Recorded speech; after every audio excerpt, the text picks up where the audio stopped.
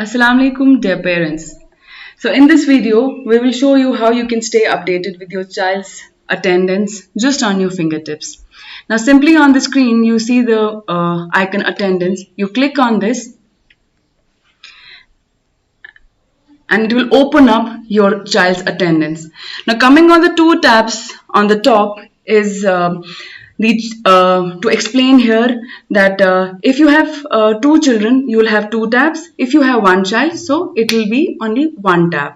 Now clicking on one of your child's attendance, you will have the date on the right hand side and all the months going from right to left.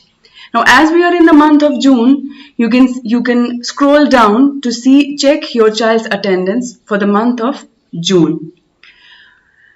On the right hand side, you can see the acronyms used in the attendance, like P is for present, E is for excused, H is for holiday, and likewise.